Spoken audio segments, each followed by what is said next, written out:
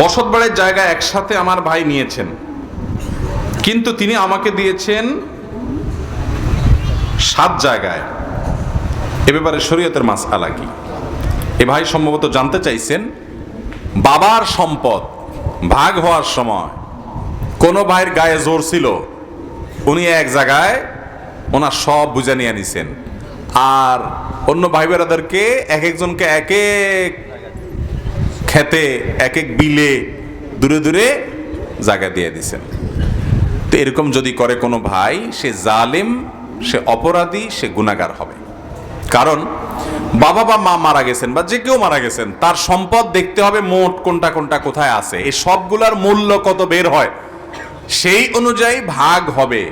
কেউ ভালো জায়গা নিছে, কথার কথা 10 কড়া বা 10 কাঠা, একেবারে বাজারের উপরে বসত ভিটা, সেখানে মাটি ফেলানো লাগবে না, গাছপালা আছে। আরেকজন খেতে নালের জমি 10 কাঠা পাইছে, এই দুইটার দাম কি সমান হবে? অতএব শুধু পরিমাণ দেখলে হবে না, মূল্য দেখতে হবে। এই মূল্যটাকে অ্যাডজাস্ট করতে হবে যে আমার বাবা মারা গেছেন, টোটাল জমি ভালো মন্দ, কাছের দূরের, রাস্তার কাছের বাহিরের, উঁচা জমি নিচা জমি সব মিলায়া যা রাখছেন, এটার বাজার মূল্য আছে সব মিলায়া 10 লাখ টাকা। এই 10 লাখ টাকা আমরা ভাই বোনদের কার কত ভাগ আছে, যে 10 ভাগের 2 ভাগ পাবে সে 2 লাখ টাকার জমি পাবে। সে 2 লাখ টাকার জমি খেতে হতে পারে, সেটা উপরে হতে পারে, এটা নিজেরা মিউচুয়াল করে নিবে, কিন্তু ওই মূল্যটা যেন ঠিক থাকে। আপনি মেপে মেপে বিটায় 10 কাঠা নিলেন, 10 কড়া নিলেন, আর তারে দিলেন জমিনে 10 কাঠা বা 10 কড়া, এটা জায়েজ হবে।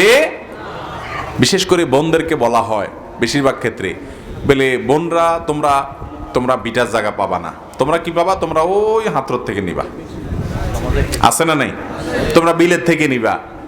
বোনদের প্রতি যে অবিচার আমাদের দেশে হয়, জাহান্নামে যাওয়ার জন্য আর বেশি কিছু লাগবে না ভাই। বাপমার সম্পদে বোনদের অধিকার আছে না নাই?